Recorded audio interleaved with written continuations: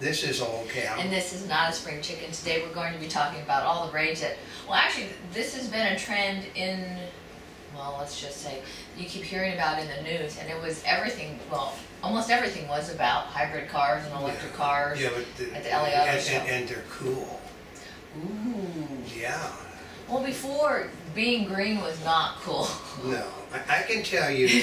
No, it has changed quite a bit. I'll tell you that when my father was young, which was back actually the turn of the 20th century, when he was a teenager, they had electric cars. Mm-hmm. They had electric cars. You know why the electric cars didn't work? Why? Because they were god-awful expensive, and they couldn't go anywhere. Ah. Isn't that amazing? You know, some things don't change that much. No, it's because the technology changes, but there's certain parts of technology that don't change. It's simply electrical. It's expensive to build a car, and the batteries are the problem. They've always been the problem. They always will be the problem. Here's the curious part about it, is that battery technology you think would have come a long way in 40 years. Well, I mean, it's actually came a long way since about 3 years ago when we first rode in one of those things, when the entire underside was battery. But the problem is they took a bad situation and made the bad situation worse. Why would you say that? Well, because the batteries they were using were disposable. The batteries they're using now aren't disposable. They're hazardous waste, as is most of the car. Oh, see, part of it is sometimes when you buy green and you think you're being really green, you're not as green as you think you would be. No, because if you go down the list of things, you know, like I said, we're using the Nissan Leaf and the Chevrolet Volt. Could turn out to be the most innovative mass-produced car in the century. Not really, because the Prius was the Prius was the biggest mass-produced, and the Prius basically is now changing design. They're going to the elephant Prius because they had sold. Okay, here's the trick: the Prius cornered the market on the green car, totally cornered it, and they sold every green car that they could sell to people, and now Prius can't sell anymore. Well, part of it is like here in LA, it's like if you bought a Prius, then you were green, right? Yeah. And since only Prius, you know, it was like a Prius, you're green. If you don't have a Prius, you might not be. So people would buy it as a statement car. Yeah, and right? they didn't so everybody could see it. Because they weren't big enough, you know. But that's why the Prius is now going to the elephant Prius, which is big enough to carry all the things in it you need to carry. So you can fit everybody in there, and stuff. Because we listen to people at Mitsubishi. We have determined that 4 people is the correct size family. Not in this country, it's not. In Japan, yes. In China, yes. In the United States and England, and in Germany and France, no way. Well, see, part of it is there's 2 different areas of cars. One, which I would call a commuter car. Yeah. Right? And the other one, which is your family car. Yeah. Now, the commuter car, like you would expect, is intended for you to get to work and come back home. For some, they might use mass transportation. But most of these cars fit into that commuter car area because they're small. Yeah. They don't have a long range. They don't have a long range, and they're god-awful expensive. And they used to be extremely ugly. Yeah, well now they made them look nice, but they're still god-awful expensive. and I can tell you, the reason why the cars are getting better mileage than they were getting has nothing to do with the fine-tuning of the instrument. It's got to do with the fact that everybody that's building a green car is taking 300 to 400 pounds of weight off the car. Well, you know, here's one of those fallacies that people think about is, you think if you have to be green, you have to buy a car, you have to have a diesel? Yeah. You have to have an electric car, or you have to have a hybrid? Yeah. Right? And they don't like the diesel, and they don't like the hybrid now. Basically, if you have a diesel, they look down on you, and if you have a hybrid, well, you're basically a traitor because it's got a gasoline engine. We want to do away with a gasoline engine. Yeah. So, but well, you know, it was that whole thing about foreign dependency on oil. But part of it is if you have an electric car, the power still comes from somewhere. Foreign dependency upon oil. And okay, wait a minute. You can't build an automobile without oil. It can't be done. Those parts that help make the car so much cheaper, they are built from oil. They're plastic, they carbonize steel. All of this stuff has to use oil as a base to make the car lighter. The components in the electrical system are all from oil, except the copper wiring. One of the trends we did see is the cars are getting better gas mileage. Yeah. Because they're lighter. Basically, we talked to Hyundai. Hyundai's already hit the 40-mile-an-hour barrier on their new car. So if you can, and of course, how they get the 40-mile-an-hour barrier? They have an aluminum block engine, which basically is a throwaway engine now instead of a remanufactured engine. And they have a lighter car, which means that it may be made of all of these great products, but let's let a Yukon ram it into the side and see what happens. See, part of it is all these things sound great, but if you talk to anybody that's got a family, what will they tell you? They won't buy one of them because the idea, okay, I know green people that have bought SUVs because they got a family to worry about.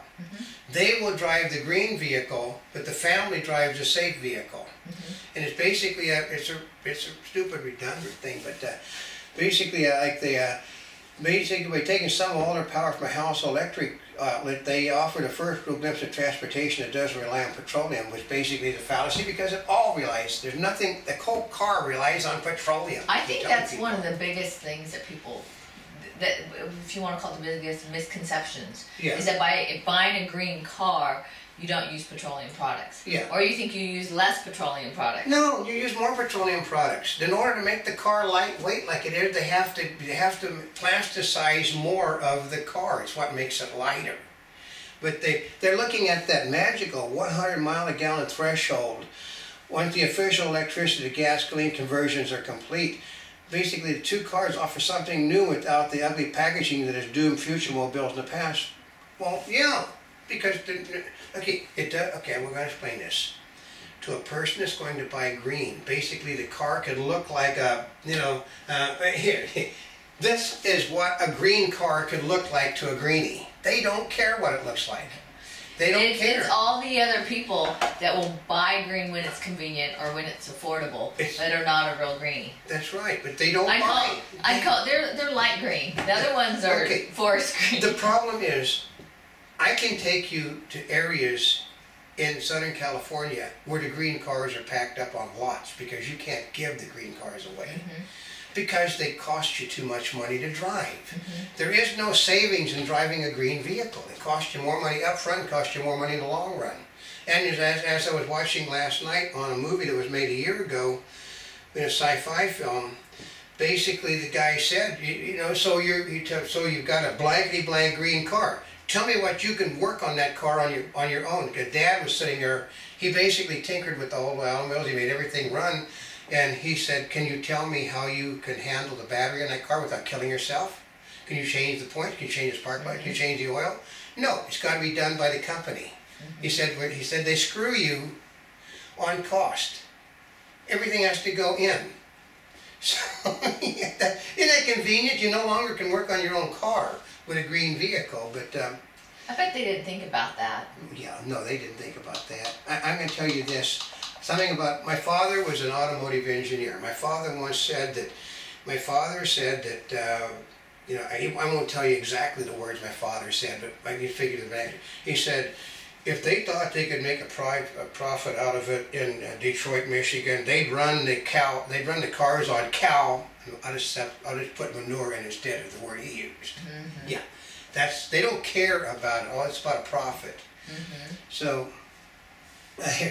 basically, I love this. The Leaf is a perky 5-passenger hatchback with a sporty handling. Can go up to 100 miles on it. Here's the trick: 8-hour charge. The car's dead. You have to charge the bloody thing. It basically is take it, plug it in, and leave it plugged in. It's something you're driving. Well, they did say something that actually I have, which is called range anxiety. Because one of the things is that if you got these cars that you have to plug for 8 hours and it can go only 100 miles, well, you've used batteries before. How do you know it's fully charged? How do you know you can really go 100 miles? Yeah. Maybe it conks out after 60 miles. And you aren't anywhere near a plug where you can be for 8 hours. We'll put it this way. We just came back from SEMA. One of the keynote speakers of SEMA just lost a classic car because of a charging incident. Yeah, but that can't help it. Well, it happened. We'll try another thing. My father was given a tour of the Abrams tank. Because my father was a tank officer in World War II, and he was also an automotive engineer, which he never actually used except when he needed it. But he used it to tear cars, build his own cars. But And he said, well, what happens when your power is turned, when you lose your power? Well, that can't happen. And he said, well, he asked him, what happens when your power goes off? You can't fire the thing, can't drive. He said, well, that can't happen. And he asked him a third time, then he went back in the back of the thing and basically unplugged the batteries. And he said, well, you can't do that. The car, the tank won't run. And he said, absolutely. And this is what my father said about electric vehicles before he died. No power, they don't go anywhere. Well, you know, part of it is who really has time to charge their car for 8 hours? You're not gonna, okay, we'll put it this way. She's basically got a poinsettia, when she's getting ready for the holidays. She forgets to take the poinsettia out of where it's supposed to be put every day. That's normal people. They're not going to come home after they worked all day long, go and take the power and plug it into the power outlet, which you now can buy Mitsubishi's from Pep Boy, or not from Best Buy coming up. And what happens if you have a power outage? You have a power outage, your car don't run. Yeah, I mean, these are all, you know, this is real life situations because, well, what happens, you go to work, right? You have enough power to go to work and come home. Something comes up and you have to go somewhere else. You don't go anywhere else. Oh, but wait a minute. The other person that was supposed to pick up the kid can't pick up the kid and you have to go. Yeah. Well, you can't because you don't have enough power. Charge. Yeah. Well, they said this is where the volt, they want you to understand that the Chevy Bolt can do more than 40 miles on a charge because it has a gasoline engine in it. Oh. Which basically defeats the purpose of the Volt. But it helps with that range anxiety. Yeah, but it means it defeats the purpose of the Volt. Because what happens is then you just forget about plugging in the car. You don't need to plug it in because you don't have to worry about plugging it in because you just put the gas. Nobody's going to use the electric side unless they want to show off their green. Or if they want a parking spot that's only available for electric cars. A green car, yeah. But here's the. Now that is real life. Yeah, basically, but here's the bad news for everybody. Hardly anybody will buy one of these electric vehicles, and for a good long while, most car buyers will consider electric vehicles to be a great purchase for somebody else because they're expensive. Well, I mean, think about it this way. One of the things we would love to buy is a smart car, right? Because oh, it's cute, it's fun, and it's small, so it can fit in the parking spot. We did not at any time think about, oh, because it gets great gas mileage. No. We're thinking only to get into parking spots. Well, okay. Why am I going to get a smart car next month? For your driving test. For my driving test, yeah.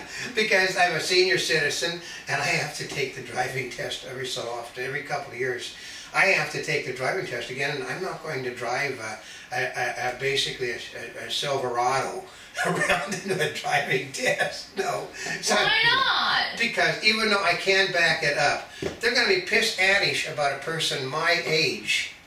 You know, they're going to basically, you know, if you do, you know, basically it's still not too big for a parking space, but you know, I can actually almost pick this smart car by moving in myself. Plus, if you get the one with the parking itself feature, which is what I also will do.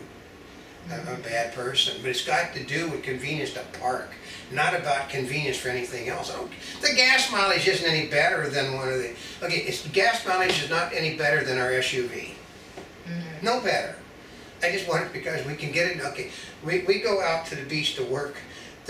People basically take up 1+ parking spots almost everywhere you go. The smart car can fit into that little spot and get you within a half a block of the beach. But I get talking about the electric vehicles, which they're now called EVs. Yes. Or MIEV. That was a Mitsubishi. I know, but now they're calling it the MIEV because they thought that was a better branding. Oh. It wasn't selling under the EV, but they call it. It's like the mini EV. But they like the name. My EV. My Mitsubishi. EV. Yeah, my EV. Yeah, they like that. They thought brand. Basically, you might start to wonder why they're so scarce on the roads. Probably because they're only going to manufacture about 10 to 20,000 of these things over the next decade. They're unproven. They're also expensive compared with gas-powered models. There's plenty of gas to go around. Actually, we sit on the largest petroleum supplies in the world, but our government won't allow you to drill. We can supply the world, but our country won't allow us to drill. That's basically what most of the people, here's one, people are very stupid, but they do understand there's